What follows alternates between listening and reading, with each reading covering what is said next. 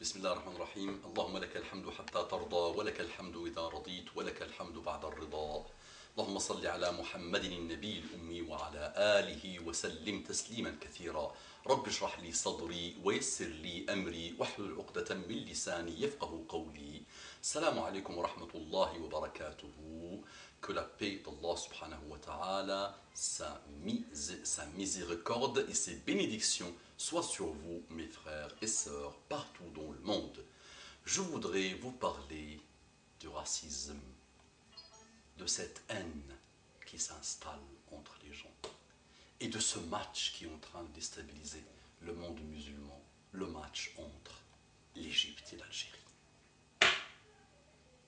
Le match entre l'Égypte et l'Algérie. Cette haine, ce racisme, ce journaliste qui a prétendu faire une sourate, quelques versets de la sourate de Youssouf pour critiquer les Égyptiens. Donc une sourate, quelques versets pour critiquer les Égyptiens. Donc ce monsieur-là a atteint un niveau incroyable. Et le jeûne, vous savez que chaque jour, Allah subhanahu wa ta'ala nous donne l'occasion de l'adorer. Quand l'ange de la mort frappe, nous, alhamdoulilah, nous sommes encore là. Et on essaye. Voilà. Et j'entends parler, là, il y a 3-4 jours, qu'un adolescent a été touché par le H1N1, le virus là, par lequel, un virus inexistant, par lequel Allah subhanahu wa ta'ala nous montre et nous démontre que nous ne sommes rien. Ce jeune, sur Firash al-Maut, sur son lit de mort, il a dit, jeune égyptien, il a dit que je ne veux pas mourir tant que je n'ai pas vu le match entre l'Égypte et l'Algérie. Et là, il y a des guéguerres, il y a des guéguerres, il y a des problèmes, il y a des malheurs, il y a de la violence. Et le match se prépare dans un climat hautement dangereux. Et la haine s'installe. La ilaha illallah, Muhammadun Rasulullah sallallahu alayhi wa sallam. Il y a les Arabes, réveillez-vous. Il y a les musulmans, réveillez-vous. Il y a l'être humain, les êtres humains, réveillez-vous. Les Arabes qui n'existaient pas dans les annales de l'humanité, avant l'avènement de l'islam. Jassas a tué la chamelle de Kulayb. Jassas a tué la chamelle de Kulayb. Jassas, qui appartient à une tribu, a tué la chamelle d'une autre tribu, qui est cousine à la première tribu. Et suite à cette mort de la chamelle de Kulayb, il y a eu une guerre, Harb al-Bassous, la guerre de l'Bassous, qui a duré 40 ans. Ça, c'est les Arabes avant l'avènement de l'islam. Et aujourd'hui, les Arabes refont les mêmes bêtises. Les mêmes bêtises. Qu'est-ce que c'est que le racisme? Qu'est-ce que c'est que je ne marie pas ma fille à un Marocain, ou un Algérien, ou un Tunisien, ou un Black, ou un Martiniquais, ou un café au lait, ou je ne marie pas ma fille à quelqu'un qui n'appartient pas à la même ville, ou je ne marie pas mon garçon à, ou toutes les guerres que j'entends, je reçois des mails, j'arrive même plus à les traiter, d'hommes ou de femmes qui me disent mes parents refusent parce que algériens, parce que marocains, parce que tunisiens. Mais qu'est-ce que c'est que ça, les amis? وَجَعَلْنَاكُمْ شعوبا وقبائل لتعارفوا إن أكرمكم عند الله أتقاكم. Allah subhanahu wa ta'ala a résolu le problème. Allah subhanahu wa ta'ala nous a montré la voie, mais on ne veut pas. On ne veut pas. On ne veut pas. Et ceux qui contrôlent le monde et qui le gèrent aujourd'hui ne le veulent pas. Elle ne les arrange pas, cette voie. Ils veulent la voie de Abu Lahab. Abu Lahab qui est l'oncle de Mohammed sallallahu alayhi wa sallam, il est où? En enfer, les amis. Et il est où Salman, le Perse?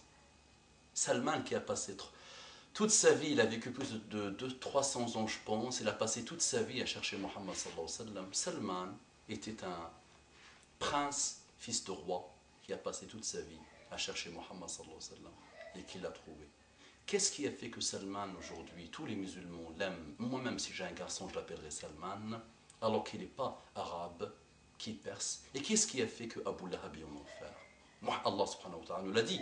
Inna akramakum indallahi atqakum. Le seul critère d'évaluation des humains, c'est la crainte de Dieu. C'est pas la barbe des gens, c'est pas leur voile, c'est pas leur niqab, c'est pas, tout ça c'est bien. Mais c'est la crainte de Dieu. Et c'est là, seul Allah subhanahu wa ta'ala la connaît.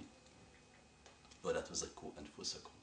La tuzakku anfusakum, ne dites pas que vous êtes quelque chose. Allah subhanahu wa ta'ala seul connaît ce qu'il y a sur les cœurs, dans les cœurs.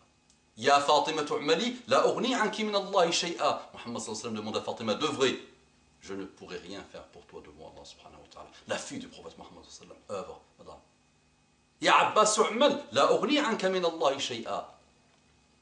Mon oncle Abbas, Abbas, am Nabi sallallahu alayhi wa sallam. Ya Abbas, Abbas, i'mal, œuvre, fais de bonnes œuvres. Je ne pourrai rien faire pour toi devant Allah subhanahu wa ta'ala. Tu ne diras pas demain, je suis l'oncle de Muhammad sallallahu alayhi wa sallam, et tu pars au paradis. Il n'y a pas de piston dans l'islam. Hein? Et nous, Tunisiens, Algériens, Français, Blacks, tous. Mais quel racisme! Mais nous sommes hypocrites, les frères. On m'a demandé à une époque d'intercéder auprès d'une famille que la fille voulait un monsieur qui était martiniquais, les parents, rien. Et le plus, le père n'avait rien foutu pour sa fille. Pendant 15-20 ans, il l'avait délaissé. Et il est venu dire non, moi je ne marie pas ma fille à un black. Un autre Français aussi, qui s'est converti à l'islam. Il me dit, vous êtes des racistes. À chaque fois que je demande une fille, on me dit non. Il veut un Marocain, un Algérien, un Tunisien, ou n'importe quoi. Et dans les mosquées, vous dites pas raciste. Mais c'est de l'hypocrisie. C'est de l'hypocrisie. Et ne me faites toujours pas dire ce que je ne dis pas. Je vous ai dit, j'adore Allah. Hein? J'adhère à l'islam. J'adore pas les musulmans. J'adhère pas dans les valeurs des musulmans aujourd'hui. Ceux qui sont loin d'Allah. Donc qu'est-ce qui se passe? Ok. Le verset, finalement, il y a beaucoup d'interprétations. Vous allez dire, parce que les pseudo-intellectuels m'ont mis tellement de caca dans le cerveau qu'ils vont te dire, là, le verset, il y a une interprétation, c'est black, c'est barbo-os, là, les gens de la barbe, là, qui ont la barbe, c'est les intégristes, là, qu'on les appelle, salafis, khorogistes, tabléristes, tout ça, on les appelle ce qu'on veut, là, des noms qui ne veulent rien dire. Et Muhammad, sallallahu alayhi wa sallam, nous a dit, kullukum li Adam, vous êtes tous de Adam, et Adam min turab, Adam, il est d'argile. La farqa bayna arabiyyin wa la a'jamiyyin illa bit taqwa. Il n'y a pas de différence entre un arabe et un non-arabe que par la crainte de Dieu. Taqwa. Qu'est-ce que vous allez dire par rapport à ça? Inna akramakum indallahi, le Tunisien, non. Inna akramakum indallahi, l'Algérien, non. Inna akramakum indallahi, le Bangladeshi, non. Il y a akramakum indallahi, aghnakum, non. Inna akramakum indallahi, atqakum. Les plus proches d'entre vous, pour Allah, près d'Allah, sont ceux qui craignent Allah, ceux qui ont la taqwa. وما هي التقوى؟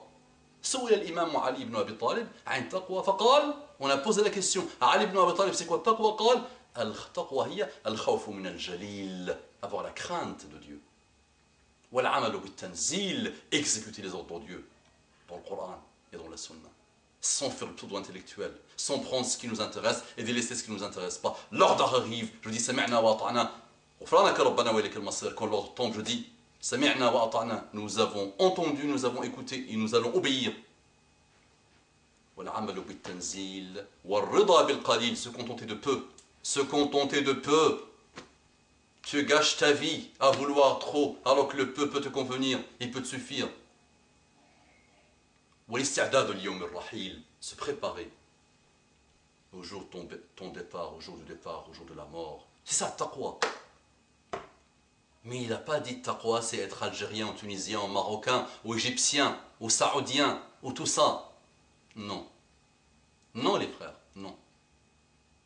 Travaillons sur nos cœurs.